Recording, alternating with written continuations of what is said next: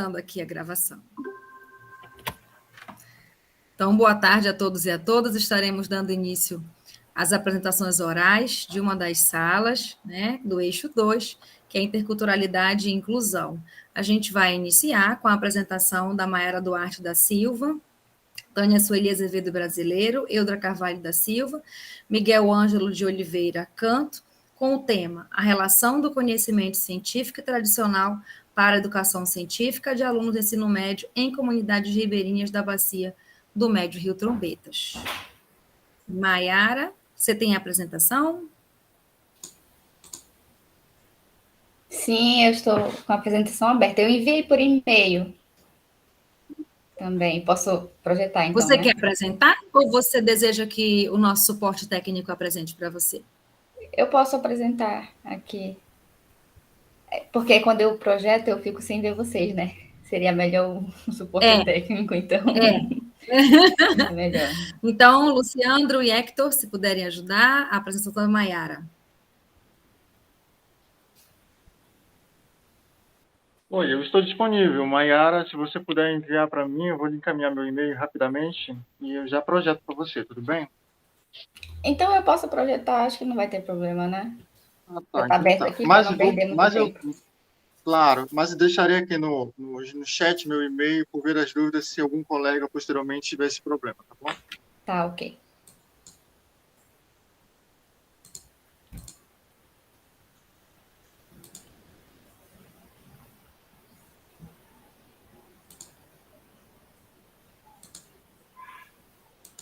Estão enxergando a apresentação? Estamos sim, Maiara, tá tudo certo. Tá bom, Maravilhoso. então. Muito obrigada. Deixa à vontade, vou desligar meu microfone. Beleza.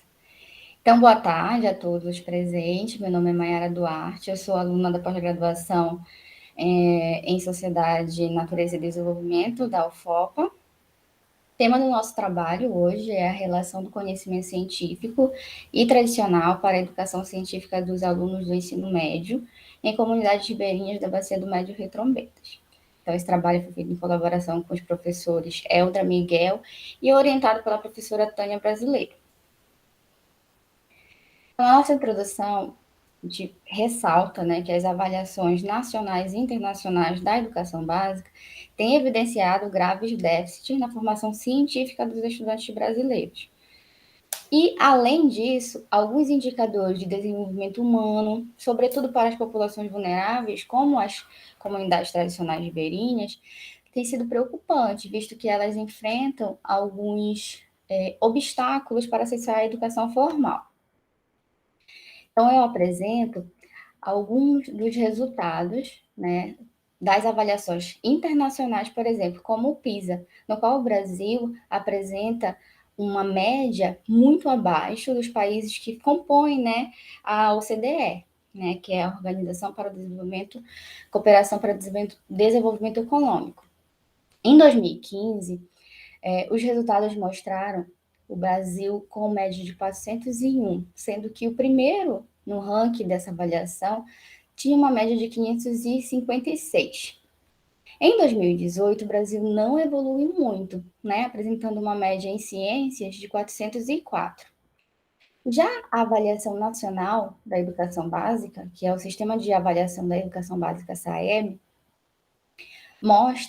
é importante porque ele, juntamente com as taxas de aprovação das instituições do ensino fundamental e ensino médio, nos dá um indicador, né, um índice de desenvolvimento da educação básica, que é o IDEB. Na sua última avaliação, em 2019, a gente percebe que a média o DEB do ensino médio está ainda abaixo da meta que é estipulada para este ano. O índice de desenvolvimento humano também é um dos indicadores que compõe, né, a avaliação das condições de renda, educação e saúde para essas populações. Então, o Brasil ele está bem abaixo, apesar de ter um IDH considerado alto, ele não avalia todas as dimensões, né, dos aspectos de saúde, renda e educação. A gente aponta também os Objetivos de Desenvolvimento Sustentável, que são os ODS. No nosso trabalho, os ODS, a gente abarca, né, alguns dos Objetivos de Desenvolvimento Sustentável, que seriam o 2, o 4 e o 13. O 2 é erradicação da fome, o 4, a educação de qualidade, e 13 tem um aspecto da ação climática. Um dos fatores que contribui para a pobreza e vulnerabilidade das populações ribeirinhas na Amazônia são as precariedades das políticas públicas de educação, saúde e renda, como eu já havia dito, refletindo em diversas consequências negativas à qualidade de vida dessas comunidades, né, como as condições precárias de moradia, saneamento, agravamento do processo de saúde e doença e dificuldade de acesso à educação. O objetivo do nosso trabalho é apresentar as contribuições da relação do conhecimento científico e tradicional, que são bases de 2 programas, chamado de Programa de Ação Interdisciplinar e Programa de Apoio à Piscicultura Peixe Novo. A nossa metodologia trata-se de um relato de experiência vivenciado no âmbito desses programas, que são programas de interlocução entre universidade e escola, organizado no formato de uma pirâmide acadêmica composta por docentes e estudantes do ensino superior e da educação básica. Nós enfatizamos nesse trabalho as atividades desenvolvidas com os alunos de iniciação científica do ensino médio, né, ressaltando a importância da relação do conhecimento científico e dos saberes tradicionais dessas comunidades ribeirinhas. Nosso local de estudo situa-se no município de Oriximiná, mais precisamente em 3 comunidades, chamadas Lago Bacabal, Acapuzinho e Itarumã. Os resultados da experiência relatada. Primeiro, nós apontamos a contribuição da relação harmoniosa entre o conhecimento científico e o tradicional, né? Segundo Silva Batista, em 2018, aprender ciências não acontece apenas no espaço formal, ou seja, dentro das instituições, dos espaços físicos das instituições. Mas podemos aprender fora dos muros, né, das escolas e das universidades.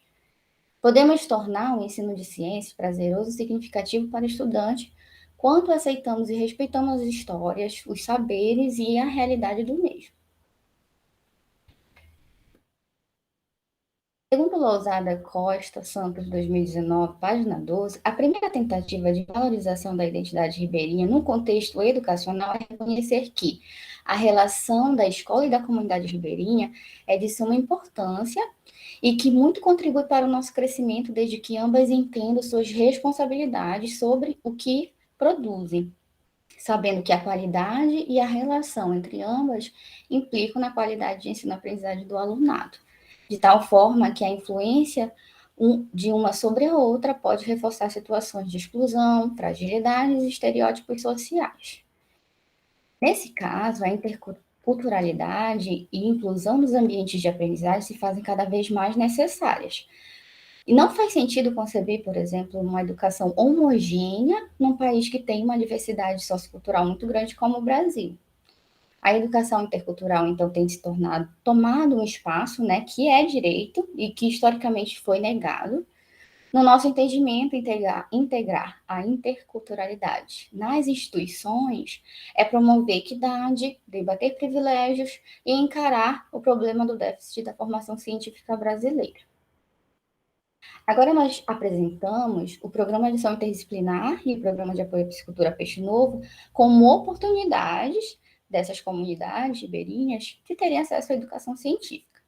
Então, o PAI, que é o Programa de Ação Interdisciplinar, ele é um programa de interlocução entre a universidade e a escola, e o modelo que é adotado, o modelo de aprendizagem adotado no PAI é denominado modelo piramidal multivetorial, porque dele participam vários vetores de diferentes níveis de formação acadêmica, que são eles, um docente pesquisador, estudantes de pós-graduação, mestrado e doutorado, e alunos de graduação e alunos de educação da iniciação científica do ensino médio, ou seja, são vários níveis, né, de formação dentro de um mesmo grupo, que está caracterizado nessa figura. Nós temos bem no topo da pirâmide um docente pesquisador, abaixo dele alunos de pós-graduação, né, que pode ser alunos de mestrado e de doutorado. Em seguida, nós temos alunos monitores de graduação e na base da pirâmide o aluno do ensino médio. Observem que nessa figura a base tem apenas as cabeças, né? O aluno de graduação já tem um tronco e o aluno de pós-graduação já tem 2 braços, sendo que o docente pesquisador já tem as pernas. Essa figura, ela é bem ilustrativa, porque ela mostra como que o aluno vai caminhando nos níveis da pirâmide, nos níveis de formação acadêmica, no qual lá o docente já está andando, produzindo ciência com as próprias pernas, né? Enquanto que o aluno da base, ele está ainda iniciando essa formação. O projeto de apoio à piscicultura Peixe Novo, ele se propõe capacitar piscicultores em novas técnicas de criação do tambaqui e do matrixã, que são 2 espécies muito apreciadas, né, pelos consumidores aqui da região. Quais são os acervos de inovações, né, para capacitar esses piscicultores na criação dessas espécies? É modificar o tanque, né, de criação do peixe, e introduzir uma nova ração, que é enriquecida com frutos regionais, que é o açaí e o camu-camu. Como é feito isso? Na frente das comunidades, são criados, né, são produzidos tanque-rede flutuante, que é esse modelo que vocês podem ver na figura. A ração ela é enriquecida e dada fracionadamente, né, fornecida fracionadamente para os peixes. O que esse acervo de inovação tem a ver, né, com o PAI, a formação dos estudantes? Os estudantes que fazem parte da base da pirâmide, eles estão inseridos no contexto do Peixe Novo para produzir ciência, ou seja, o aluno que vem lá do ensino médio, ele se une com o aluno de pós-graduação e aluno de graduação para desenvolver pesquisa dentro do Peixe Novo. Então, como resultados, em 2021, por exemplo, o programa atende 54 integrantes ativos entre comunitários e pesquisadores. Como produtos, somam-se 4 teses de doutorado, 2 já concluídas e 2 em andamento, 6 dissertações de mestrado, 15 trabalhos de conclusão de curso e 30 trabalhos de iniciação científica do ensino médio, tendo um artigo sido publicado em revista nacional relacionado às atividades desenvolvidas no PAI Peixe Novo. Como nós podemos ver nessas figuras. Aquelas atividades que são desenvolvidas dentro do Peixe Novo são divulgadas, dialogadas com a comunidade científica, através de eventos científicos, feiras científicas nas escolas e a divulgação científica por meio de trabalhos, artigos acadêmicos. Considerações finais. Desde que foi criado em 2008, o Programa de Ação Interdisciplinar atua formando e capacitando estudantes amazônidas. Nesse interim, houve alguns entraves, né? Claro que houve recursos, né? Falta de recursos materiais e financeiros, mas que não impediu, né, a equipe de executar as ações propostas. O manejo pesqueiro com a difusão do conhecimento científico proporciona diversos benefícios às comunidades.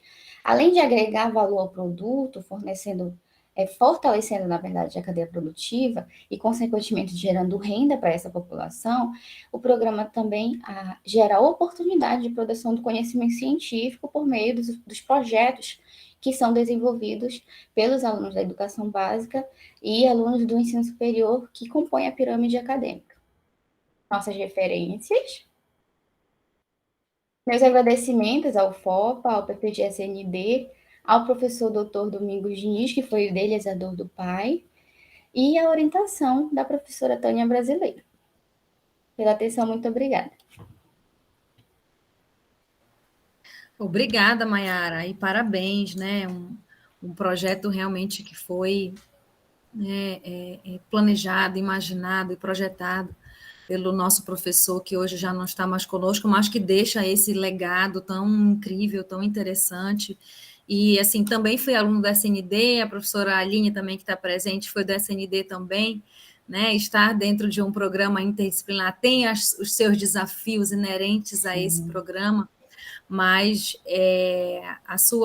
esse relato de experiência que você trouxe é muito rico, muito interessante. Você já faz parte há quanto tempo desse projeto? Ou está iniciando agora em função do doutorado? Não, eu já faço parte do projeto desde 2017, quando eu ingressei no mestrado, desculpa. Foi no mestrado de Biociências da UFOPA, que tive orientação do professor Domingos Diniz, né? E defendi a dissertação um mês antes do falecimento dele. Olha só, né? E interessante, né? Eu e a professora Aline trabalhamos, nosso objeto de tese estava relacionado com o contexto ribeirinho, né? No meu caso, a comunidade ela foi reassentada e nesse outro espaço a escola, eles não tinham mais uma escola, né? E a gente entende o quanto que a escola ela traz uma identidade para as comunidades, ela é uma referência. E mais ainda quando a gente consegue transitar escola, universidade e conhecimento popular, né? E a gente pensa muito no que a gente chama de aprendizagem significativa, né? É você aprender a partir do seu universo, a partir do seu conhecimento, a partir do seu entorno socioambiental. Então, com certeza, muito rico aí o seu trabalho e que a sua tese estará centrada nessa discussão? Sim, o Sim? meu trabalho vai trabalhar ainda com da científica, mas Está falhando um quando... pouquinho, Mayara. Não sei se é só para mim. Oi? Será que é Pronto. porque está longe? Voltou? Agora. Voltou. Tá. Eu vou continuar trabalhando com os alunos do ensino médio. Aquele artigo publicado foi da minha dissertação, e agora no doutorado a gente pretende trabalhar ainda mais fundo essa relação do conhecimento tradicional, né, e científico dentro da formação de iniciação científica dos alunos do ensino médio. Então, a gente tem ainda muito trabalho pela frente e muita produção científica, se Deus quiser. E muita coisa boa aí para trazer e para colaborar com a sociedade, né? Principalmente com as comunidades ribeirinhas que vivem em condições de vulnerabilidade muito importantes, especialmente aí quando a gente fala de Amazônia, né? Então, alguém mais gostaria de colaborar? Ou fazer alguma pergunta para a Mayara? Qual a sua formação, Mayara? Eu sou bióloga, licenciada, e tenho mestrado em biociências. Certo, muito bacana. A Mônica levantou a mão. Pode falar, Mônica. Sim, boa tarde a todas e Boa todos. tarde. Boa tarde. Eu só queria ressaltar, né, que eu achei bastante interessante essa, vamos dizer, essa mistura, né, de alunos do ensino médio, estudantes do ensino médio né, com graduação e pós-graduação, e eu acho que talvez o fortalecimento dos sentidos próprios né, que eles podem ter proporcionado a partir dessa oportunidade, né, é bastante interessante e não tão comum assim, né, nos nossos meios acadêmicos e escolares, né? Então, queria dar parabéns aí pelo trabalho. Muito obrigada, Mônica. Isso foi uma ideia ainda muito iluminada, né, do professor Domingos, quando ele propôs esse projeto, né? E não sei se vocês sabem, mas tem o PEX da UFOPA, que já tem esse...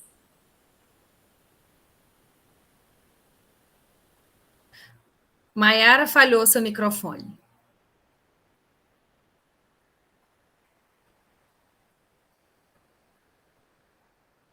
Mayara? Travou mesmo. Travou, é. Já Eu estava acho que é a travando um conexão pouco. dela. Isso, exatamente, é. Vê se ela volta, que ela ficou congeladinha. Ela ia falar do PEX, né, que é justamente esse projeto que está assumindo todos esses processos, vamos dizer assim, piramidais dessa, né, todos esses eixos aí, né, ensino médio, PIBIC, mestrandos, doutorandos e pesquisador mais experiente. Acho que era isso que ela ia explicar. Conheço bem pouco, quando eu estive no doutorado, conheci o professor Domingos e participei um pouco dessas discussões, mas hoje já estou mais de um ano fora, então não sei como está o projeto. Talvez ela fosse colaborar, mas aí, se ela voltar, ela colabora. Sim, vamos prosseguir, tá? Além da situação da Mayara, tinha outra situação de prioridades? Acho que era com a Mônica? Pela programação, seria eu, né? E então, eu preciso sair às 4, então, assim, se o resto das pessoas... Mas não saia para a gente tirar aquela foto bem bonita do evento, hein? Não vamos cumprir antes disso, não. O horário e até antes vamos terminar, mas vamos ficar para fazer aquela foto bem bonita. Uhum. Ah, ela voltou. Então, opa. Você quer colocar sua apresentação, Mônica? Oi, Mayara. Voltei. Podem continuar, pessoal. Não vou tomar muito Você tempo estava de vocês. comentando sobre o PX, não era? Sim, é que ele tem essa roupagem, né, da inserção do aluno Isso. do ensino médio na iniciação científica dentro da universidade. E esse é o intuito, trazer o pai para dentro institucionalizar, né, o pai na universidade. Isso eu acho muito bacana, porque eu já tenho relatos, por exemplo, de alunos que foram meus iniciação científica do ensino médio, que hoje já estão na UFOPA, né, nos cursos da UFOPA. Isso me deixa bem, bem contente, vendo que tem reflexo, sim, né? E o que nós queremos fazer no doutorado é apenas comprovar, que é meio óbvio, né? Mas é isso. Muito obrigada pela oportunidade, tá? É isso. Eu colaborei um pouquinho, mas conheci um pouquinho o projeto, mas agora você trouxe e confirmou o que a gente estava conversando. Parabéns, tá, Mayara? Um ótimo trabalho aí para você. Muito obrigada. Obrigada. Mônica, você vai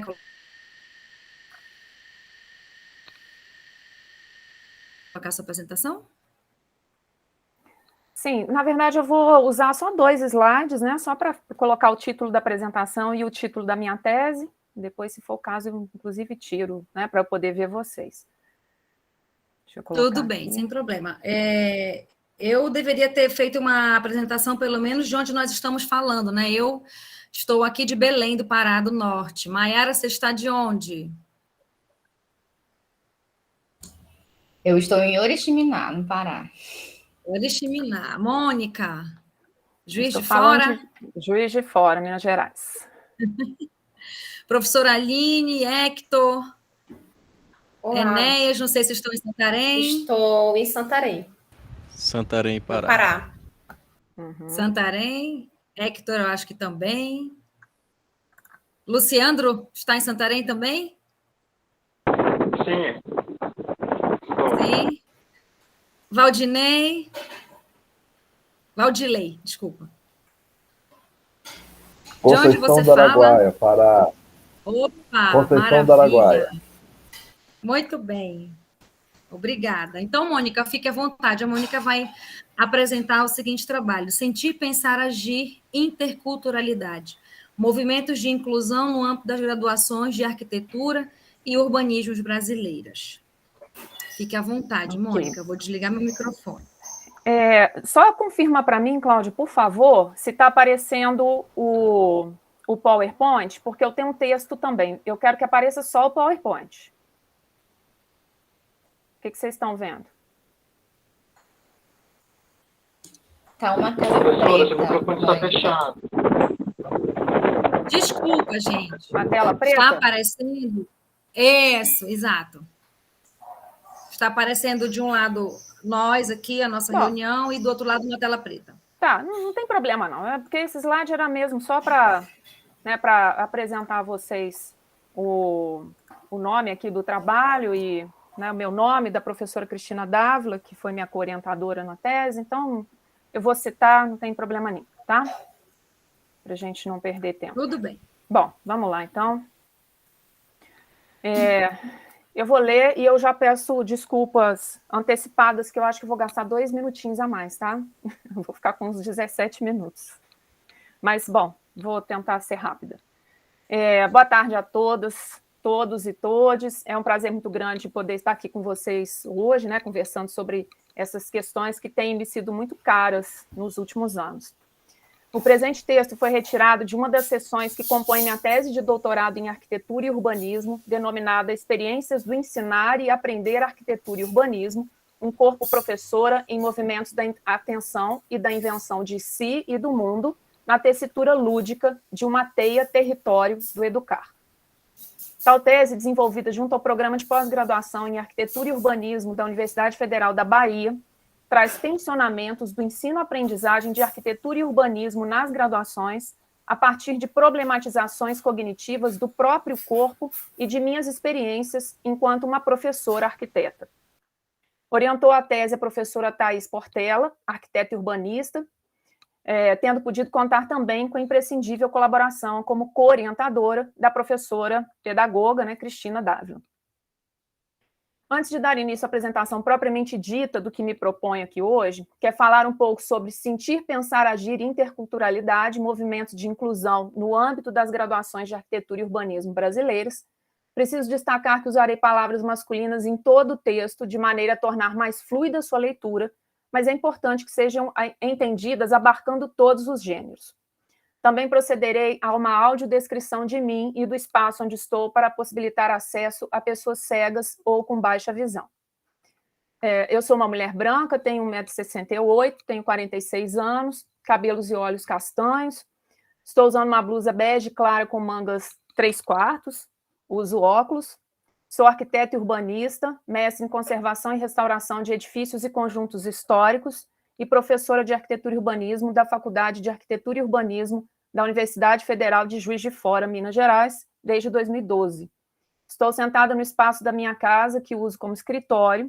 No meu lado direito tem uma janela, do meu lado esquerdo uma porta, atrás de mim um sofá, acima do qual há prateleiras com livros e alguns objetos, além de um violão pendurado na parede. Sentir, pensar, agir, interculturalidade me remete imediatamente a situações que envolvem um outro ser vivo, um outro ser humano. Um ou vários outros que não sou eu, que não correspondem a qualquer representação que eu possa deles fazer, muito menos que habitem lugares no espaço-tempo que eu tenha indicado para eles. Na atuação cotidiana de arquitetas e arquitetos urbanistas neste século XXI, é inconcebível que a formação desses profissionais não abarque exercícios de escuta a esse outro no registro das singularidades, uma das razões principais da existência do próprio campo arquitetura e urbanismo. O trecho selecionado para compor essa comunicação diz respeito aos desafios que ainda enfrentamos cotidianamente em nossas escolas e universidades para realizarmos movimentos promotores de interculturalidade e inclusão, não somente no que chamo de extramuros, mas principalmente nos espaços intramuros.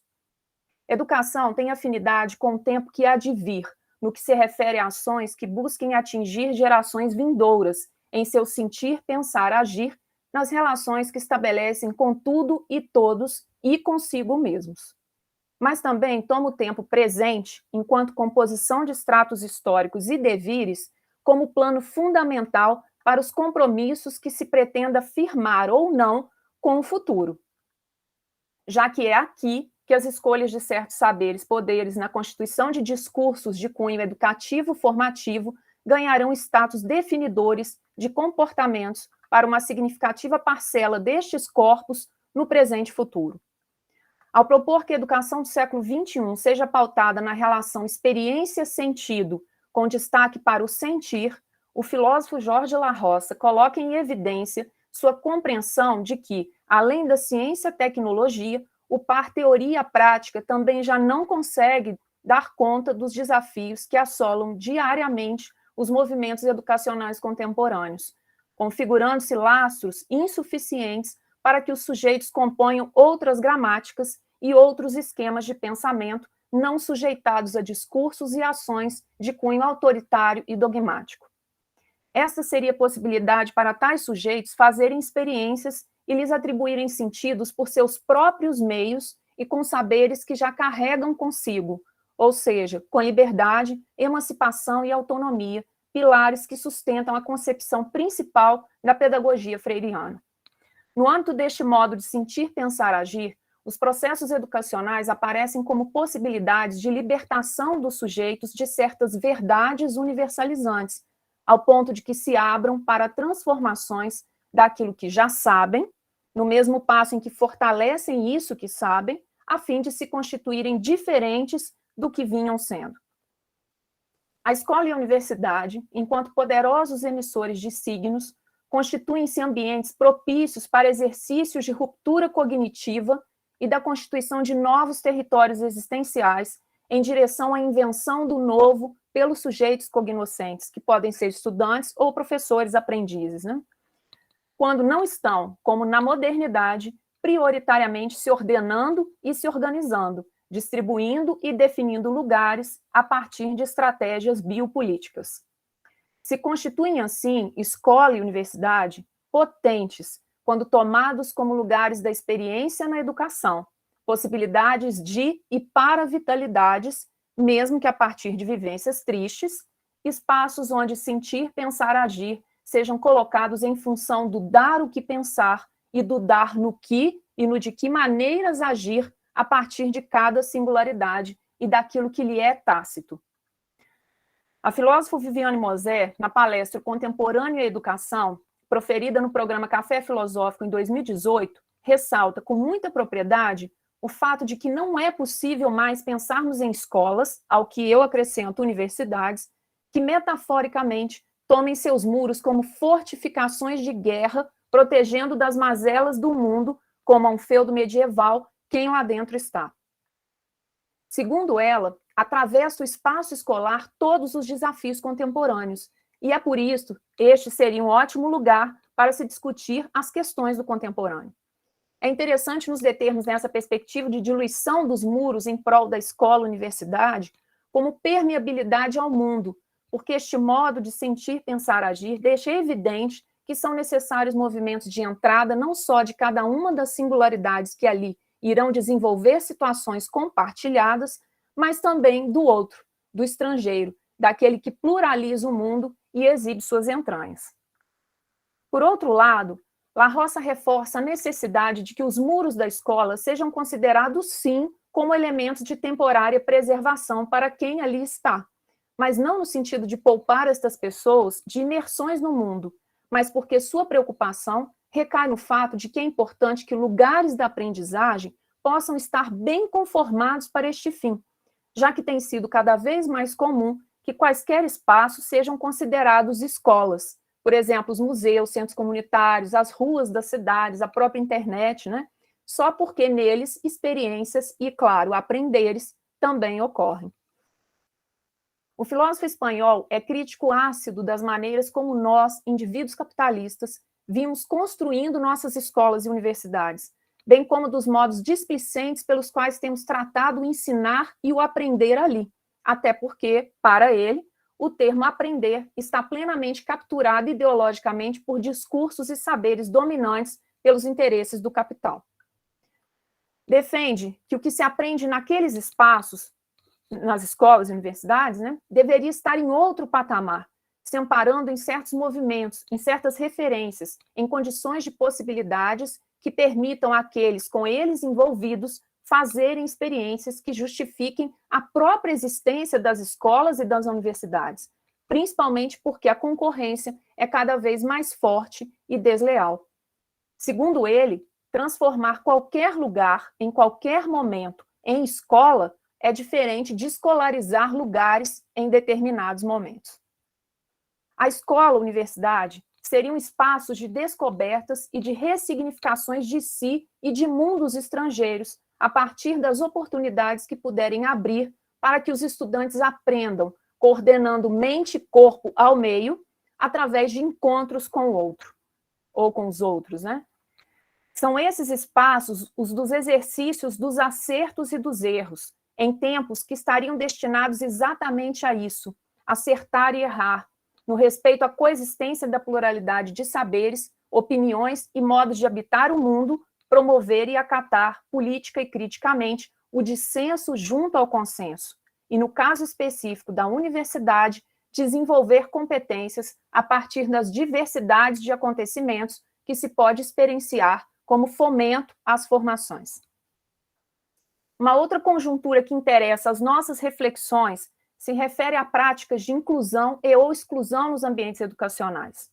Se logo acima estava sendo ressaltada a importância em se deixar o estrangeiro, enquanto situações e demandas tipicamente contemporâneas, invadir seus muros, preservando, porém, as potencialidades enquanto espaços adequadamente criados para se darem ensino e aprendizagem, ao mesmo tempo, não nos pode escapar o que ocorre intramuros.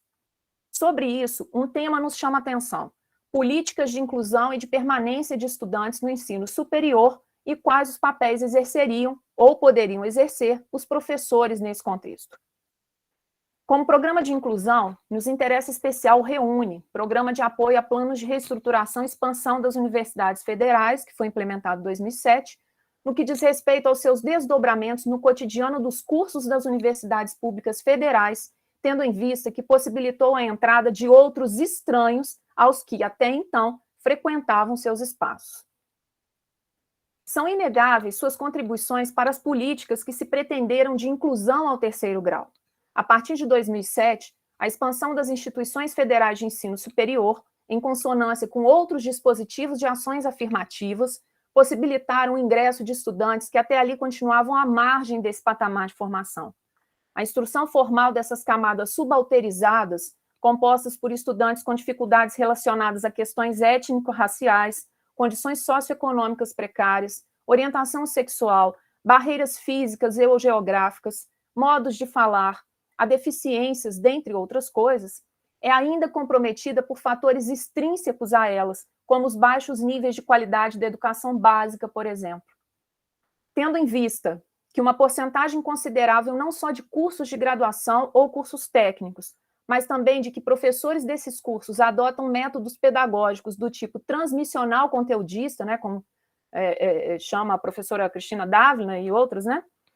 Segundo, que por serem de ordem estrutural, atitudes colonialistas de preconceito e desrespeito às diferenças ainda ocupam espaço considerável nos ambientes educacionais, gerando segregações e agressões de variados tipos.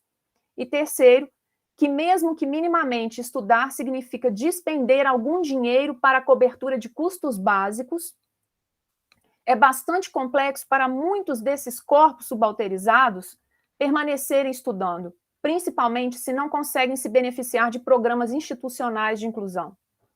Em ambientes hipercompetitivos, como foram sendo transformados os do ensino superior pelos movimentos neoliberais, tem se tornado inevitável, como aponta a psicóloga Thais Goldenstein, o afloramento nos estudantes de sentimentos de incompetência pessoal, fracasso, culpa, vergonha, solidão, raiva, vontade de largar seus cursos, quando não, vontade até de tirar a própria vida, em alguns casos, né? É ainda Goldenstein que destaca neles a percepção de que não mais se sentem excluídos da universidade, mas justificando o desvigor que acomete vários deles, é forte o reconhecimento de que se veem excluídos na universidade. Mas o que se quer destacar aqui é que o ingresso desses estudantes, por mais difícil que tenha sido e que esteja sendo para eles, provocou rupturas no bojo dos cursos superiores das universidades que aderiram ao REUNE. O que antes se equilibrava em uma certa estabilidade epistemológica, organizacional e cognitiva, foi revirado por realidades diversas, e vale ressaltar, estranhas, enquanto estrangeiras, como diria La Roça, né? Adentrando seus muros europeizados e estadunidenseados, brancos, masculinos, heteronormativos, capacitistas, católicos e economicamente estáveis. Nesse contexto, a pedagoga Josette Witkowski e outras chamam a atenção para a quase completa desconsideração, tanto por gestores federais quanto pelas próprias IFES, de uma situação de despreparo preocupante envolvendo espaços, BPPs, currículos e comunidade acadêmica em geral, né, para a recepção desse contingente estudantil, em especial se considerado sob os pontos de vista pedagógico e o da construção de relações interpessoais. Segundo as autoras, teria sido fundamental a adoção de processos de formação docente, tanto para licenciaturas quanto para bacharelados, que os tivessem preparado para a promoção da inclusão e da diversidade. Reconhece-se as responsabilidades dos professores, o que não retira desse contexto os demais partícipes das comunidades acadêmicas, tais como gestores, técnicos administrativos e os próprios estudantes, na busca por transformações desse quadro ainda tão maculado e manipulado pelos interesses do capital financeiro neoliberal. Mas essas não podem nem devem ser atribuídas somente aos professores. Trata-se de compromissos que se tornariam mais potentes se amplamente assumidos e efetivados pelas instituições, pois no âmbito desse quadro, que acaba colocando e deixando os professores na berlinda, continua se perpetuando o risco de que, ao invés de atuarem como agentes com real poder de transformar a realidade dos excluídos, tenham uma atitude que apenas corrobora a exclusão.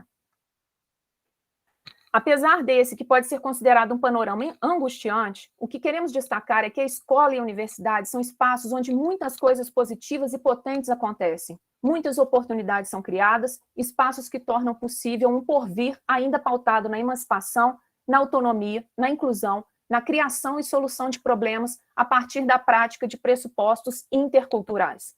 As elucubrações desenvolvidas na tese não pretenderam configurar-se como mais um diagnóstico dentre tantos que por aí se acumulam, tampouco solução paradigmática de amplo alcance, assumida como melhor que outras, mas sim servirem como perturbações que tenham força para impulsionar um novo qualquer no ensino, ali especificamente da arquitetura e urbanismo, talvez aquele que comece por revisitas e ressignificações de nós mesmos como sujeitos, como corpos professores e como corpos estudantes. Há uma permeabilidade que se relaciona a movimentos extra e intramuros a ser exercitada, que apesar de ser responsabilidade de muitos, depende bastante ainda de nossos movimentos como professores. Há também uma permeabilidade a ser exercitada para nossos próprios corpos, no que tange a que tipo de relações vamos nos permitir estabelecer com o outro, o que inclui os estudantes enquanto singularidades, e com o mundo, entendendo e transformando os sentidos políticos agregados no fazer o que fazemos, no para quem e no para que fazemos o que fazemos. Bom, desculpa, acho que eu passei do tempo, né? Mas agradeço pela atenção de vocês. Corri o máximo que eu pude. Professora Mônica, muito obrigada, né, pela sua apresentação. Eu diria que o seu pensar, escrever e falar, além de técnico, é muito poético, né, muito rico, nos traz tantos elementos assim para a gente pensar, né, currículo, inclusão e práticas institucionais e práticas docentes, e como que isso tudo vai conseguir, né, se encontrar efetivamente com esses sujeitos, né, que são também grandes protagonistas de todo esse processo, né? Então, uma fala muito, muito interessante, muito rica. Professora Aline deseja colaborar. A sua orientadora também estava presente, não é? Não sei se ela ainda está. Mas ela está apresentando em outra sala também, então sim, ela estava bem. Ela deu vindo um e indo. Aqui. Professora Aline, fique à vontade. Boa tarde, Mônica. Maravilhoso o seu trabalho. Eu também faço uma discussão sobre o corpo, né? Apesar de que esse trabalho específico que eu vou apresentar aqui, ele não vai tratar sobre isso.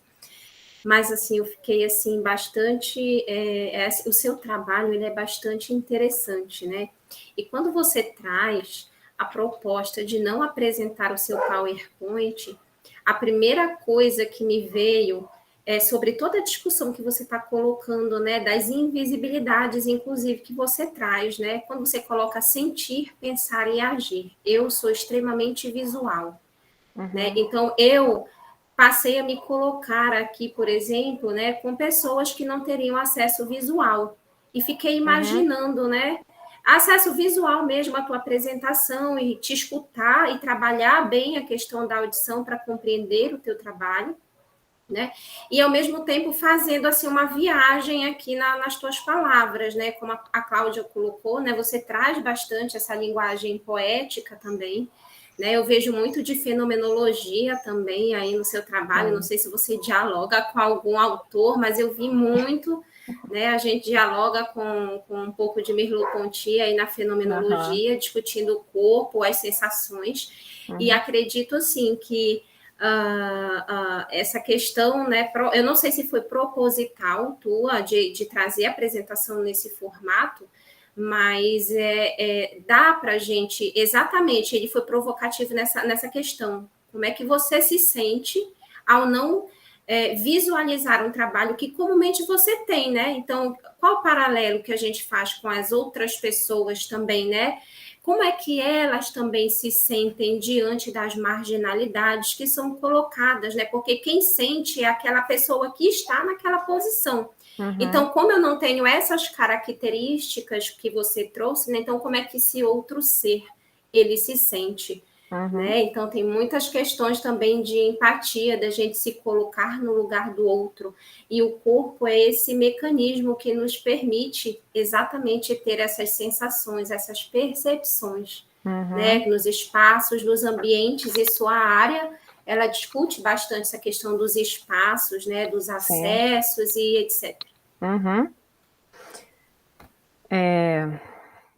Então, Aline, na verdade, assim, eu escolhi realmente não apresentar a slide. O que eu iria mostrar para vocês é só o título realmente do trabalho e o título da tese, né?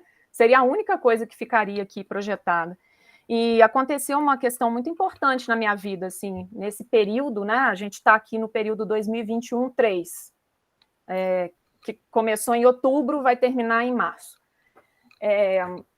Eu tive, né, matriculada numa das matérias que eu ministro aqui, que é História e Teoria, uma estudante surda. E realmente, assim, isso mudou minha vida, porque apesar de lidar, né, com acessibilidade, mas muito voltada para, por exemplo, cadeirantes ou pessoas que têm dificuldade de locomoção, ela trouxe para mim um outro universo, né? Ela não só o universo dos surdos, mas também dos cegos e com baixa visão, né? E eu acho que a gente, né, precisa exercitar exatamente a escuta, e eu estou falando isso o tempo todo da escuta, né? Então, eu acho muito interessante, efetivamente, realmente a gente não, às vezes, pelo menos, né? Nesse momento aqui foi um deles, não ficar trazendo imagens, não ficar trazendo muitas palavras, assim, exatamente para exercitar essa escuta, né? Já que a gente está falando disso, e que é uma coisa muito, muito difícil, eu acho. Né? Sentir, pensar e agir, né, Mônica? Exatamente. Não é só falar, é agir, né? Para. Exatamente. E eu estou falando isso num vídeo também, né? Que eu submeti ao evento, né? Então tem um vídeo que eu estou falando sobre isso especificamente, né? Sobre essa questão da escuta. Em relação à fenomenologia, Aline, eu estou trabalhando, na verdade, com epistemologias ligadas à diferença. Então, a fenomenologia, ela atravessa o meu trabalho, né, por conta de alguns autores, mas, assim, eu foco especificamente, né, nas questões que falam sobre diferença. Por exemplo, Deleuze-Guattari, né, Foucault, etc. Sim. Obrigada, Mônica. Eu me retorno. Alguém mais gostaria de colaborar com o nosso momento riquíssimo? Ok? Mônica, então a gente finaliza a sua apresentação. Muito gratos aqui pela sua colaboração, por tudo que você trouxe, tantos elementos interessantes e que, com certeza, tem uma pertinência incrível para esse momento de rediscussão do ensino superior da educação básica. Muito obrigada, parabéns ao grupo. Eu ia, na verdade, fazer uma pergunta, além dessa que você falou, né, de ter uma estudante que te colocou numa outra posição, eu ia te perguntar se você tem também a presença dessa discussão com os seus alunos e colegas. Isso eu também ia perguntar, mas acho que já está... A gente já está no tempo avançado, não sei. Porque você falou que é uma questão muito cara para mim, então imaginei que você diariamente, né, estivesse, né, contemplando essas questões. Sim. Bom, eu te respondo rapidamente. Eu faço parte do colegiado, né, do curso. E aí, eu já, assim, virei tudo de cabeça para baixo, né, porque essa estudante, ela já está no 6º período. E até hoje, assim, em termos de políticas institucionais, a gente não tem algo afirmativo, assim, para a recepção dela nas matérias, né.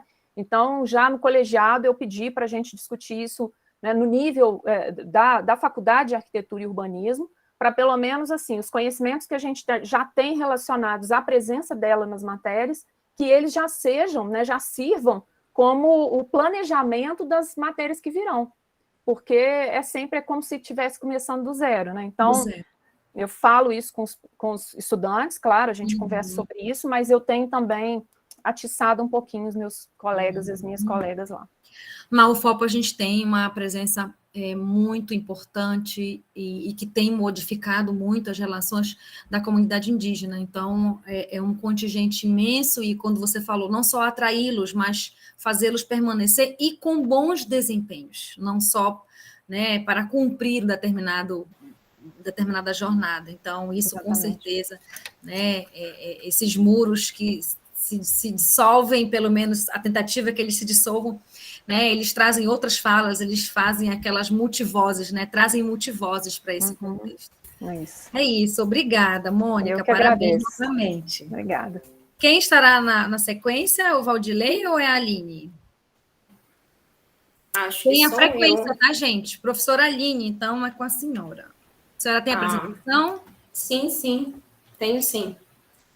Professora Aline Presoto, juntamente com o professor José Pereira Melo, vai estar apresentando Prática Docente, Educação Física, uma experiência com o ritmo das águas de uma várzea amazônica. À vontade, professora. Ok, só um pouquinho para eu compartilhar a apresentação. Vocês estão conseguindo visualizar? Estamos. Deixa eu colocar aqui, eu não vou ver vocês, né? Eu vou ver a minha apresentação agora. E aí vou compartilhar. Prontinho. Boa tarde a todos. O título do meu trabalho, né, desta sala hoje, então, vai abordar a prática docente e educação física, uma experiência com o ritmo das águas de uma várzea amazônica. Né? Vou trazer um pouco desse contexto da docência, né, na várzea amazônica. Então, adentrando o contexto da várzea amazônica, o recorte desse artigo que eu trouxe para este evento, ele é uma parte, né, da minha dissertação, que foi defendida na Universidade Federal do Rio Grande do Norte, cujo professor José Pereira de Melo, ele foi o meu orientador. Então, a dissertação, ela foi intitulada No Banzeiro do Amazonas, Realidade e Perspectiva das Aulas de Educação Física nas Escolas de Várzea do município de Santarém. Então, como eu falei, é um recorte, então eu vou trazer apenas uma parte, né, dos dados que foram constituídos neste trabalho. E nos propomos, então, a trazer uma dessas categorias, objetivando descrever os desafios que emergem do ambiente de várzea devido à sazonalidade do rio Amazonas e o período de chuvas no inverno amazônico, impactando os espaços físicos para as aulas de educação física, bem como a prática docente. Então, o contexto geral deste trabalho está situado na Amazônia Legal, especificamente no estado do Pará, na cidade de Santarém, na comunidade de São Ciríaco do Urucurituba, uma comunidade de várzea e ribeirinha.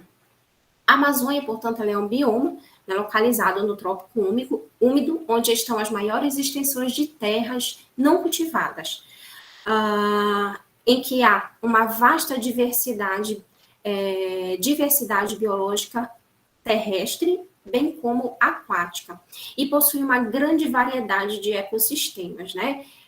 Como as matas, a terra firme, as florestas inundadas, várzeas, igapós, campos abertos e cerrados.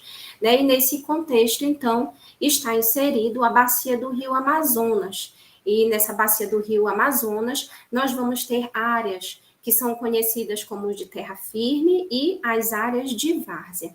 A várzea, ela é um ecossistema localizado em áreas que são inundáveis, né, da bacia amazônica, que durante o ano inteiro, eles vão viver o tempo das terras e o tempo das águas, respectivamente, verão e inverno amazônico.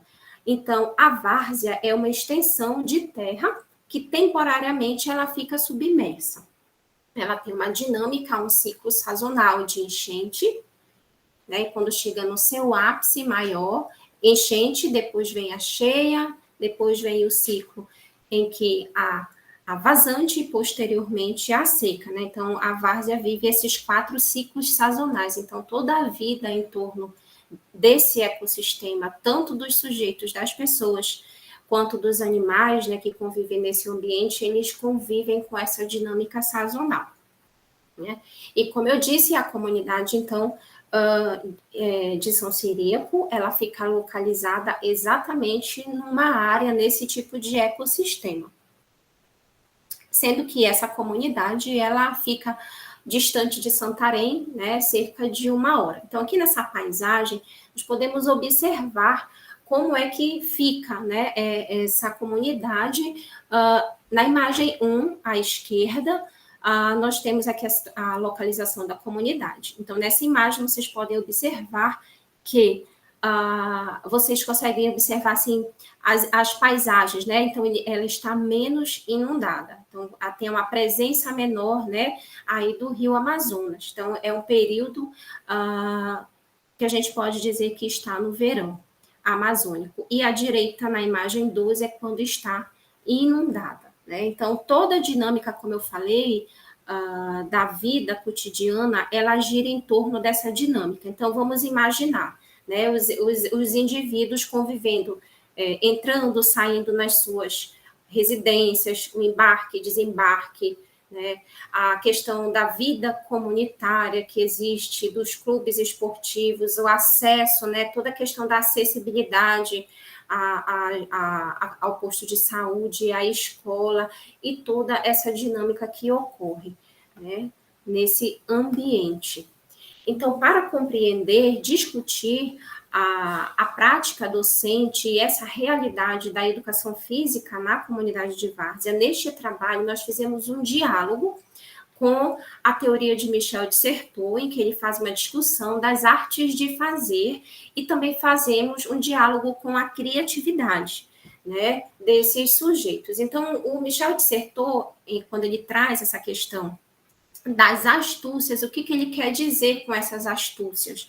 Ela vai compor uma rede da antidisciplina dos consumidores, que são aquelas pessoas que usam, né, que fazem uso de um objeto, de um lugar. Ou seja, essa antidisciplina, né, esse modo particular do sujeito fazer aquele uso ou aquele consumo do ambiente, do lugar, ele vai chamar de artes de fazer. Esse pensamento, então, traduz a ideia de que os sujeitos, eles não são passivos, né? Então, ele faz, inclusive, um outro ponto de vista, né, com a leitura de Michel Foucault, em que o sujeito, ele vai encontrar nos micros espaços daquela teia, quando você está... como é que eu posso dizer aqui? Você está vigiado, né? Então, você vai encontrar nesses microespaços maneiras de subverter esse poder. E quem é esse poder que a gente está trazendo nesse contexto, que é o empoderável da vida real? É exatamente a sazonalidade, porque os sujeitos, eles não têm controle sobre esse ciclo sazonal. Eles convivem com eles, compreendem, mas eles não sabem exatamente como essa dinâmica entre os meses ela irá ocorrer. Tem anos que vai ter uma enchente maior, uma enchente menor, né? Então eles vão encontrando maneiras de conviver. Por isso, artes de fazer, trazendo essa questão da criatividade na convivência com esse ambiente. né? Então, esse pensamento traduz a ideia que os sujeitos não são passivos a ponto de serem apenas receptores dessas produções, mas também eles são dotados de liberdade para serem autores das suas próprias ações, o que significa dizer que as pessoas, elas são autores e também veículos dos modos e dessas operações de ação, né, da ação do agir delas. E quando a gente pensa nessa questão das artes de fazer, desse modo que os sujeitos se subvertem em relação a essas características ambientais, o que a Aline, enquanto pesquisadora que esteve em campo, observou em relação a esses sujeitos? Bem, para as intenções, durante a incursão no cenário de pesquisa, podemos observar diretamente a forma tranquila e natural do ribeirinho administrar suas tarefas do dia a dia, o qual se desdobra as formas mais criativas de adaptações que ele encontra para se adequar a essa realidade. Essa habilidade criativa demonstra a capacidade de os ribeirinhos transporem ou mesmo superarem os desafios cotidianos que emergem das características sazonais da várzea amazônica na enchente, cheia, vazante e seca. Notamos, portanto, duas características do ribeirinho, a criatividade e a resiliência.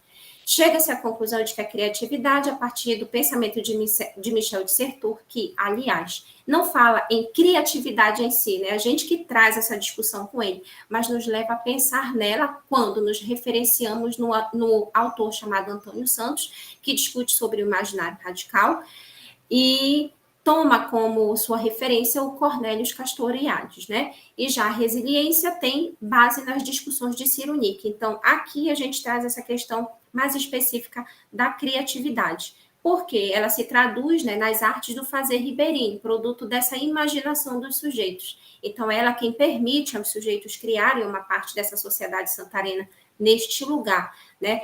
Um lugar que pode ser chamado de sistema complexo, um espaço que o ribeirinho criou como seu habitat e que ocorrem, né, as aulas de educação física nessa escola em que nós vamos trazer. Então, como foi que se deu o percurso metodológico? Nós fizemos uma abordagem qualitativa, fizemos uma pré-seleção a partir da formação dos professores, né, já que a gente estava falando da formação docente, até que nós chegamos a um caso específico, né, e foi este caso que nos trouxe a comunidade São Ciríaco do Urucurituba e a estudar a educação física na várzea amazônica, né? Então, a essa abordagem do estudo de caso, esses dados foram constituídos, né, nessa especificidade do trabalho a partir da observação participante. O caso, portanto, nos levou à escola São Ciríaco, localizada nessa comunidade de mesmo nome, em que a investigação ocorreu entre 28 de novembro de 2012 e 17 de abril de 2013, em que nós fizemos várias visitas à comunidade, e a partir dessas visitas nós constituímos, então, uma parte desses dados a partir dessa observação.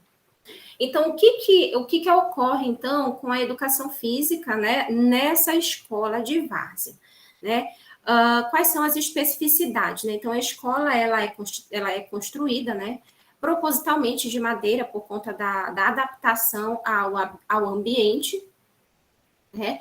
Nessa escola, o espaço para as aulas de educação física, eles são bastante dinâmicos e, como eu disse, eles estão conversando com essa questão da sazonalidade.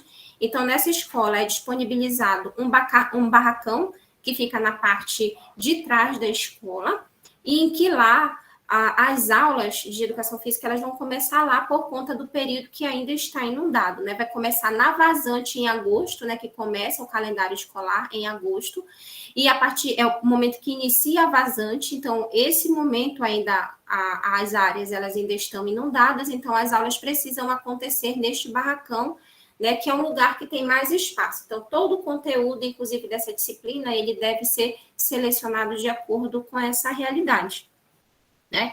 Essa área aqui que vocês estão vendo nessas duas fotografias, ela fica à frente da escola, então vocês podem aqui ter uma noção do que acontece no verão, o que acontece no inverno.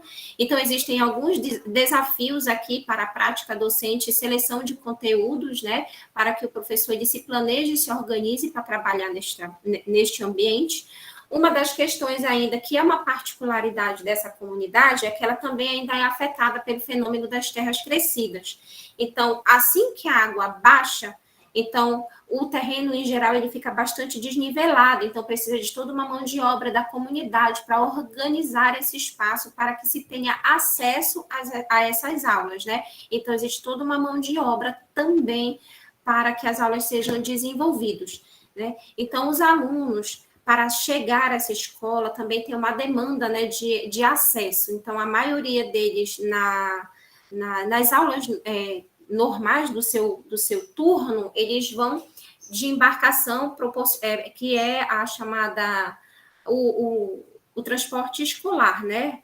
Pela embarcação, lá não tem lancha, lá é barco. E no contraturno, esses alunos, muitas vezes, eles precisam, que é para a aula de educação física, eles dão o seu jeito para chegar lá. Então, o que a gente observou? Que existe também uma questão de ausências, faltas dos alunos, porque eles não conseguem ir no contraturno. Então, há uma redução bastante grande na participação deles por conta dessa situação, né? Então, fica bastante complicado. E aí, a professora também tem que procurar outros espaços, né? Aqui, à minha direita, como na fotografia 6, né, vocês verificam um campo de futebol, mas ele fica bem distante da escola, e o fato de estar longe da escola e fora dali daquele ambiente de controle traz uma série de problemáticas, né, que os pais pontuam e eles ficam inseguros que os seus filhos fiquem fora, né, desse espaço chamado escola, né? Então, aqui, por exemplo, foi necessário, né, realizar aqui na fotografia 7 um mutirão de limpeza com alunos, com comunitários, naquele espaço da frente da escola, né, que é essa fotografia 7, a fotografia 8, né, então eles organizam esse espaço para a aula acontecer, aí depois a chuva começa o período de chuva, que é na fotografia de número 8, né, e aí, inclusive, eles acham até interessante e legal, né, fazer um pouco das suas aulas também nesse ambiente mais inundado, né? Mas são coisas e são questões da particularidade desse lugar. Então, para concluir o nosso trabalho, a várzea, à primeira vista, ela parece um lugar impróprio para a moradia do ser humano por causa de suas características, de maneira particular, porque suas terras ficam inundadas durante alguns meses do ano. O ser humano, ao instituir a sua sociedade neste lugar, assume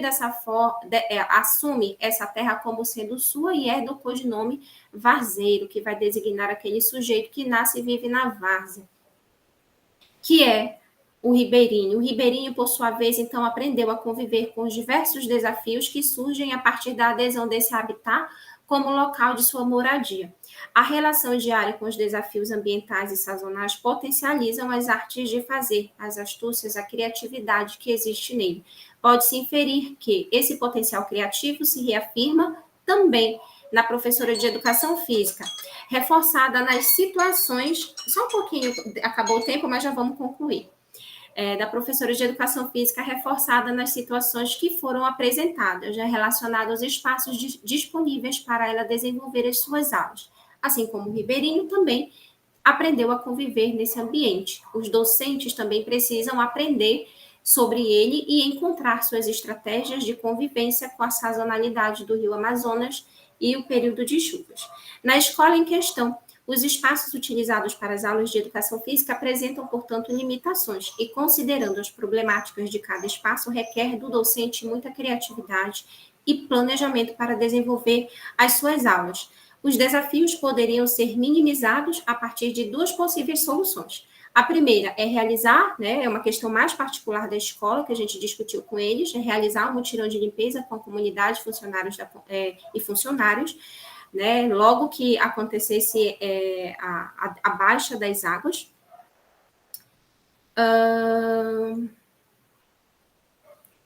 E a segunda, que seria mais ousada, que indica a necessidade de ter um local de fato apropriado para as aulas. Daí a gente faria uma questão de discussão a respeito das políticas públicas, para que houvesse investimentos, para a construção de locais mais adequados dentro desse espaço.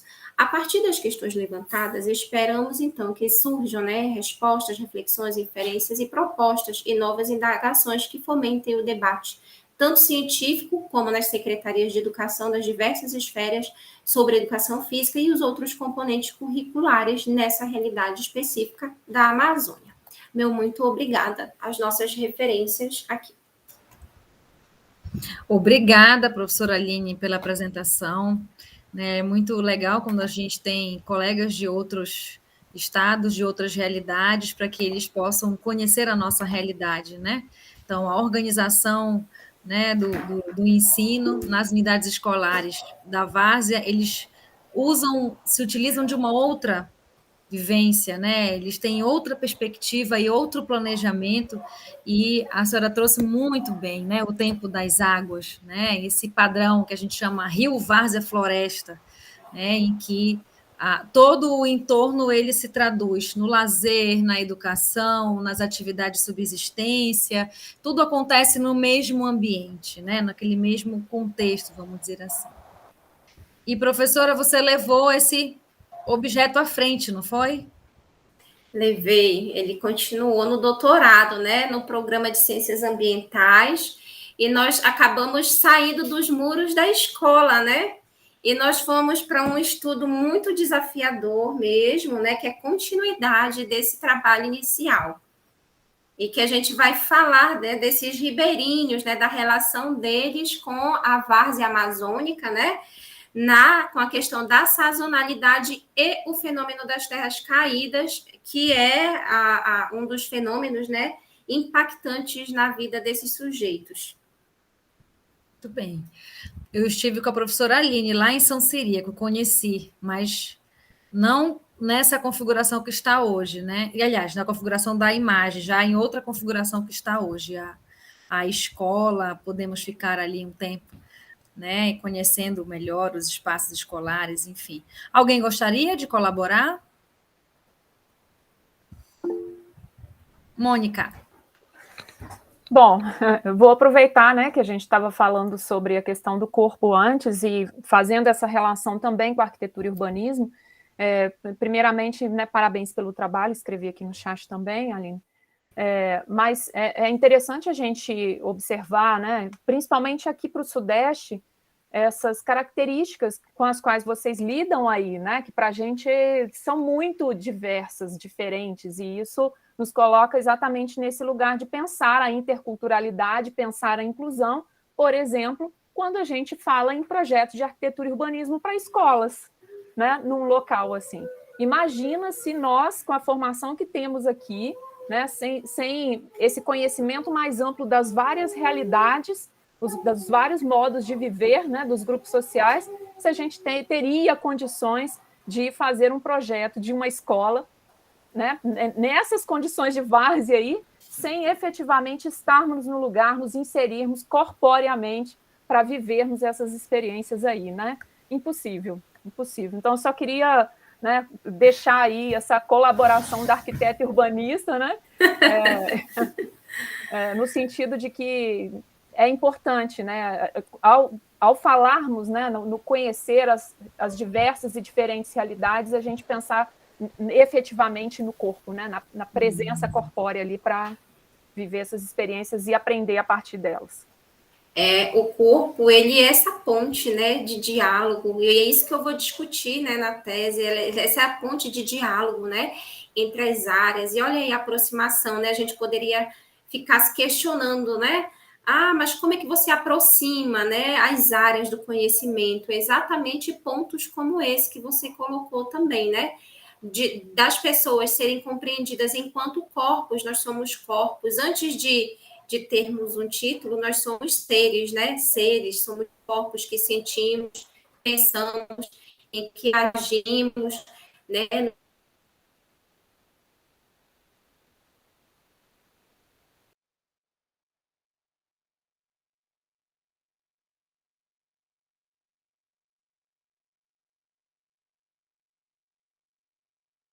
Seu microfone, professora Cláudia. Sei por que eu estou assim agora, não ligando meu microfone. De manhã estava em 2 mesas, não fiz isso, mas enfim. Vendo se a Aline volta, né? Aproveitando. Na tese eu também trabalhei com população ribeirinha e trabalhei, né, nesse contexto de várzea e com terras caídas, né? No caso, a minha comunidade foi reassentada para um outro local de terra firme, que foi o que ela colocou também. E eu trabalhei na perspectiva da psicologia ambiental, né, que atravessa também a arquitetura e urbanismo. Então, esse espaço, ele é para além de um espaço físico, ele é um espaço social, cultural, afetivo, subjetivo, né? Na verdade, é o lugar, né? Espaço é mais amplo. O lugar é onde eu me vinculo, é onde eu construo minhas relações de afeto. Estava aproveitando, professora, que a senhora deu uma sumidinha aí, eu aproveitei. A internet. Então, eu estava falando dessa questão cultural, né? Que nós, enquanto seres, nós estamos inseridos em diversos contextos culturais, né? E aqui nós temos esse contexto, essa particularidade, assim como outras áreas da Amazônia e do nosso Brasil e do mundo inteiro, né? Porque a gente vai falar desses corpos, dessas relações com esses ambientes, e aí nós vamos ter diversas realidades. E aí a gente precisa estar aberto, né, para o diálogo, para a compreensão, para as aproximações. Verdade. Tudo bem, gente? Sentem-se contempladas. Tudo bem? Então, parabéns, professora Aline. A professora Aline foi minha colega de doutorado. Estou falando bem formal, assim, para não fingir que a gente é muito amiga. E eu acho que eu e a Mônica, a gente vai se encontrar amanhã no círculo de conversas. Ai, que delícia! Sobre o vídeo dela, eu assisti. Que delícia, que bom! A gente vai se encontrar amanhã de novo. Perfeito. E agora, então, a gente passa para a nossa última comunicação oral, né? Do Valdilei Santos e José Trindade Rocha, tá? O trabalho é identidade sociocultural do aluno do campo e seus reflexos no ensino e aprendizagem. Valdilei, você mesmo vai apresentar? Sim. Ok, então fique à vontade para apresentar. E se apresentar também, se quiser.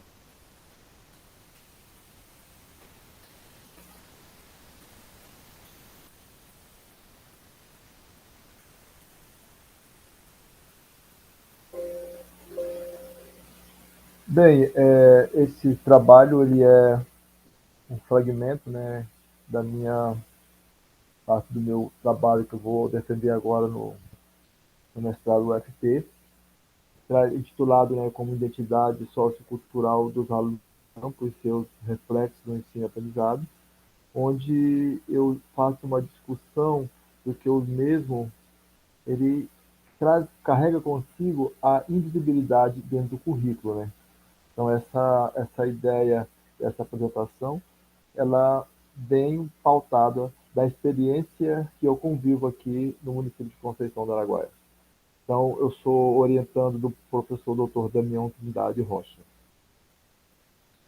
Bem, apesar das significativas mudanças ocorridas na educação brasileira ao longo das décadas, a falta de condições de trabalho, salários defasados e a organização curricular descontextualizada da vida dos povos do campo ainda continua sendo fatores que dificultam o processo de ensino e aprendizagem deles.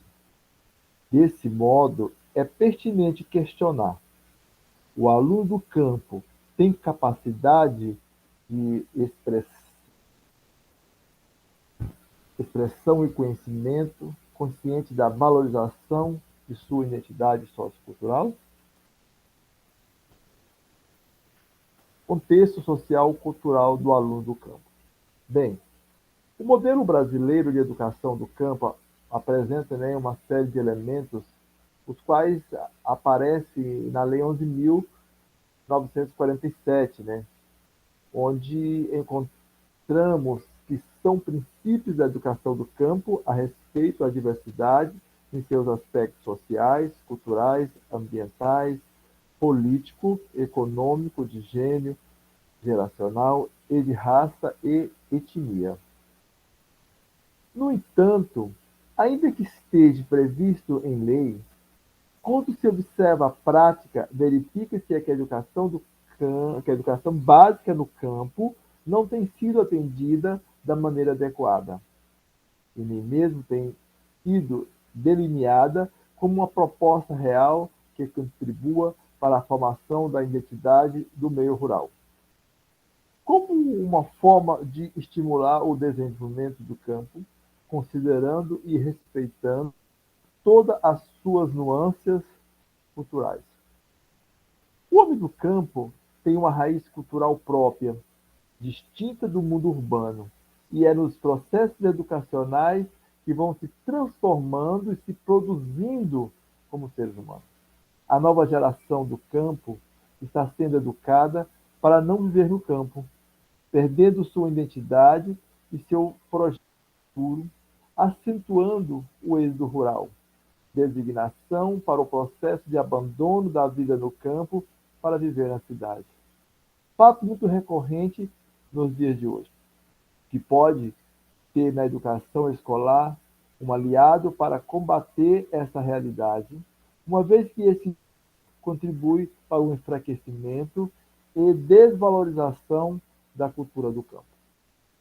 A desvinculação existente entre o currículo e a realidade campesina é motivo para preocupação, conforme destaca Santos 2018, que chama a atenção para essa questão. À medida que o contexto camponês, como objeto de estudo na escola, não constitui preocupação das escolas urbanas, tampouco nas escolas nucleadas, produz-se para esse sujeito a invisibilidade do campo como local de vida. Nessas escolas, não são consideradas as especificidades da educação do campo na política curricular. na organização do processo educativo escolar, na relação com o tempo e com os espaços do campo. Então, as políticas públicas educacionais para o campo. Ao se tratar das políticas públicas educacionais para o campo, temos uma crítica, segundo o Pensamento de Reis, 2011, página 113, o qual afirma que os parâmetros curriculares nacionais não incluem a escola do campo como construtora do conhecimento. Pelo contrário, os seus aportes pedagógicos são embasados em um currículo voltado para a cidade. Além disso, pode-se também destacar a recorrente falta de interesse dos gestores municipais nesse sentido, pois frequentemente optam pelo processo denominado nucleamento. Quanto às políticas públicas, entendemos que o ideal seria a realização de estudo por parte da gestão, com o propósito de conhecer a fundo a realidade existente no campo, identificando os principais problemas e, consequentemente, propor situações de mudança que sejam favoráveis ao grupo através de formulações de programas visando uma melhor contribuição no desenvolvimento dentro das comunidades. Movimentos sociais e suas contribuições para a educação do campo. Os movimentos sociais são manifestações de caráter popular, cuja ação social é orientada a fim de obter transformações políticas, econômicas e sociais. Longe de serem espasmos irracionais da massa, possui, em geral, algum grau de solidariedade interna e muitos relevam elevados níveis de saberes e conhecimentos, atuando de maneira tão organizada como empresas, partidos políticos e instâncias do Estado. Para Caldart, 2000, um dos traços fundamentais que vem desenhando a identidade deste movimento é a luta do povo do campo, que luta por políticas públicas que garantem o seu direito à educação. É uma educação que seja no e do campo. No. O povo tem direito a ser educado no lugar onde vive. Do. O povo tem direito a uma educação pensada desde o seu lugar e com a sua participação vinculada à sua cultura e às necessidades humanas e sociais. Caldart 2002, página 18. Movimentos sociais são de muita importância para alcançar mudança na história da sociedade. A escola funciona como um agente de transformação. Assim, a mesma pode e deve promover situações de debate, de diálogo e de questionamento, para que os alunos possam reconhecer a importância dos diferentes modelos de organizações sociais existentes. A pedagogia na vida do povo camponês.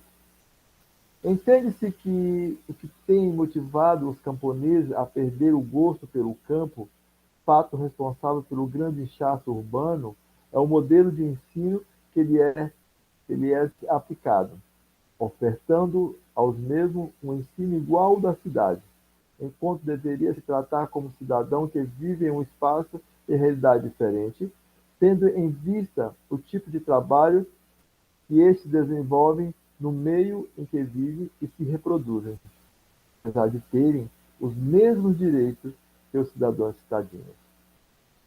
Oliveira, 2015, aponta os traços que a educação para o homem do campo deve possuir. A educação sendo prática de natureza cultural, educacional e científica, a busca da universalização na sua implementação e no respeito às diferenças como princípio cultural de combate à inclusão, principalmente quando se trata dos povos do campo. Esta assegura as condições de participação pela cidadania, de modo que responda criticamente sobre as decisões de classe. No âmbito escolar, Os povos do campo, que podem ser considerados como seres invisíveis no contexto social, têm travado uma grande luta para o reconhecimento e respeito pelas suas culturas e modo próprio de vida.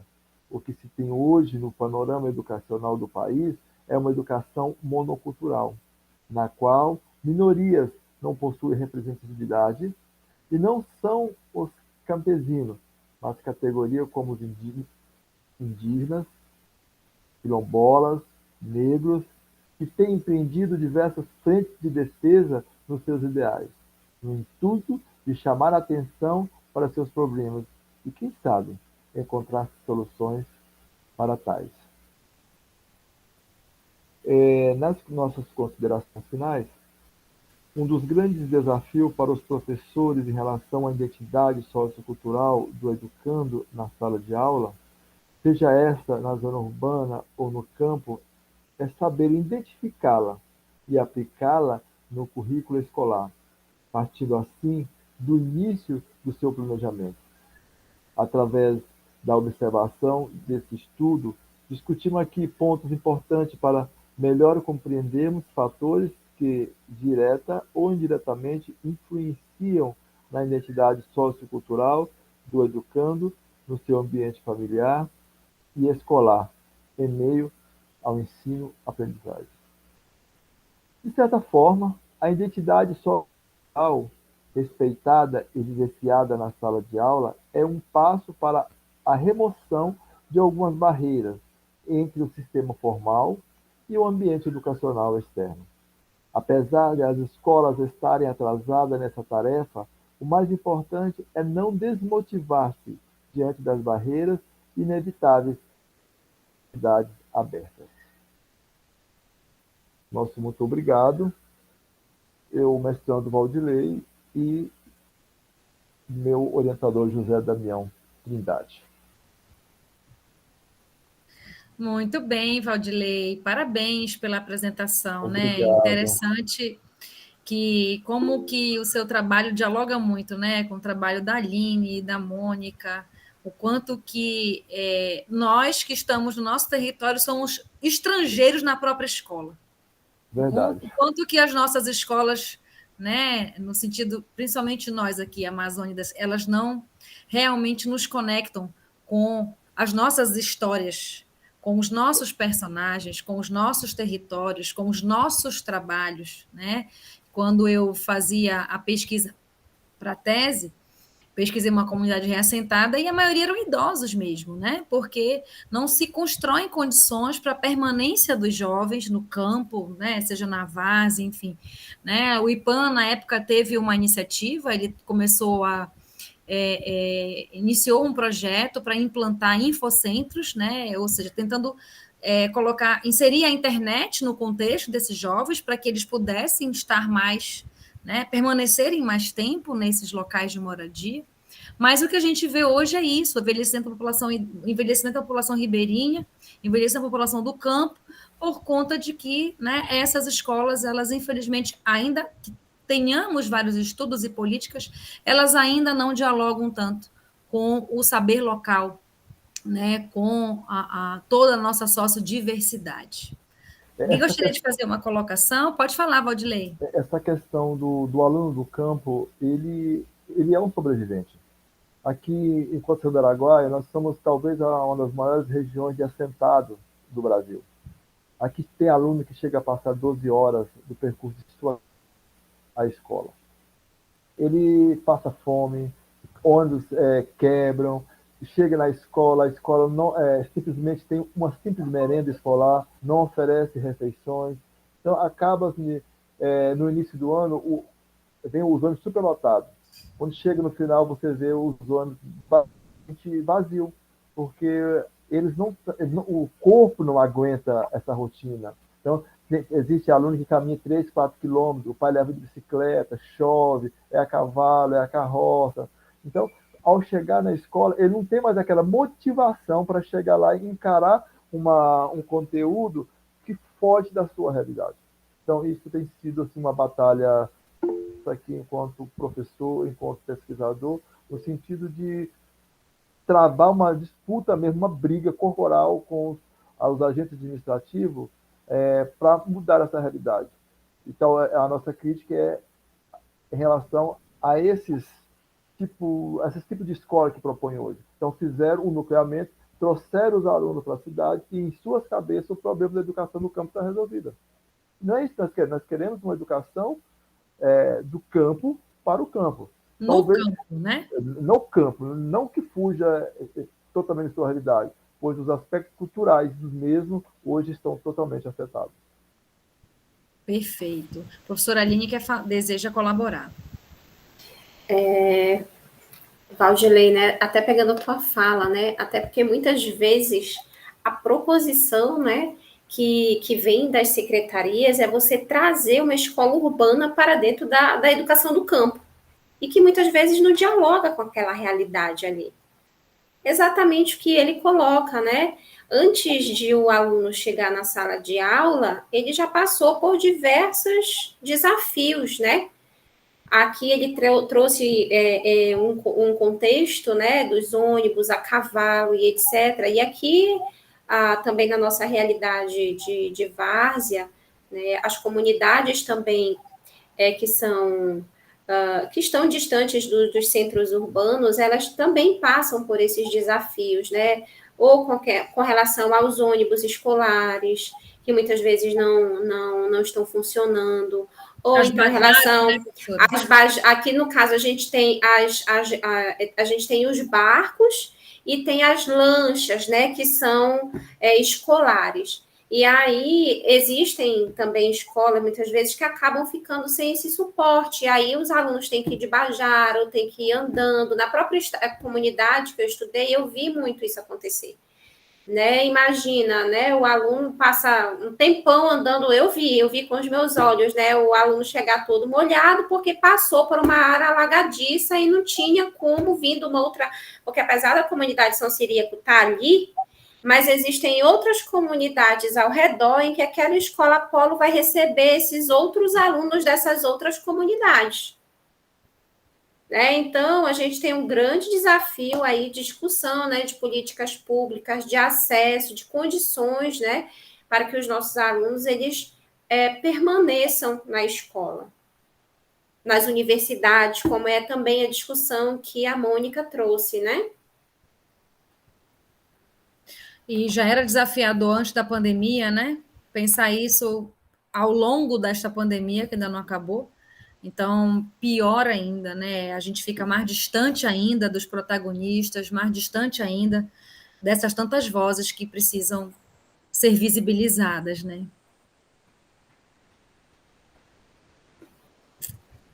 Mônica, deseja colaborar?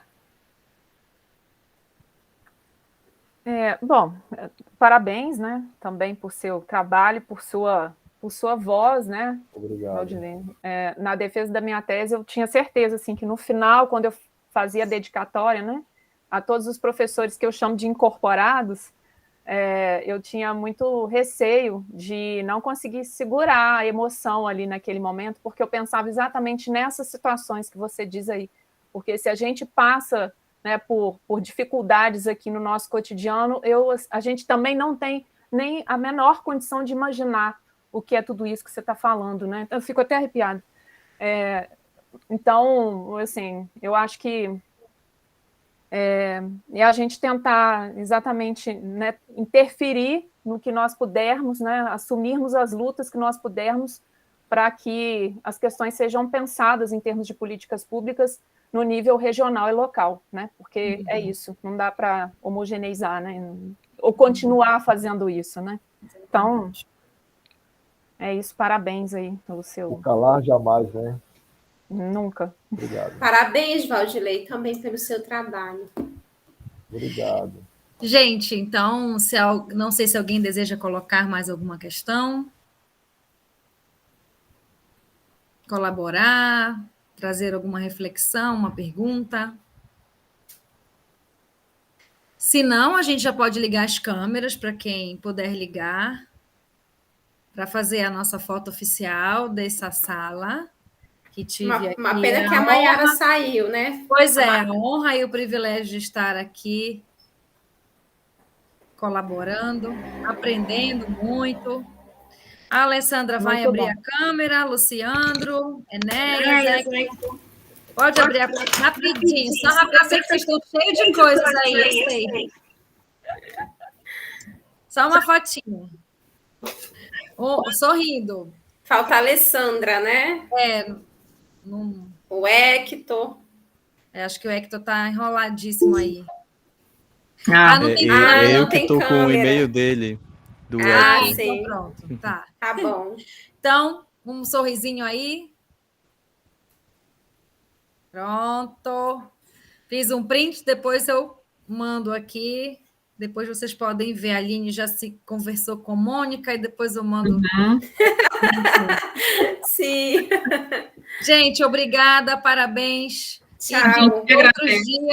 Temos outros dias aí de aprendizado, de trocas, que sejam muito produtivos e que sejam muito construtivos e que realmente a gente saia da discussão, que a gente vai para o agir. Não é, Mônica? Claro que a gente tem que pensar, mas o agir também, ele é bem importante. Isso aí. Tchau, gente. Um abraço. Muito obrigada, gente. Tchau, gente.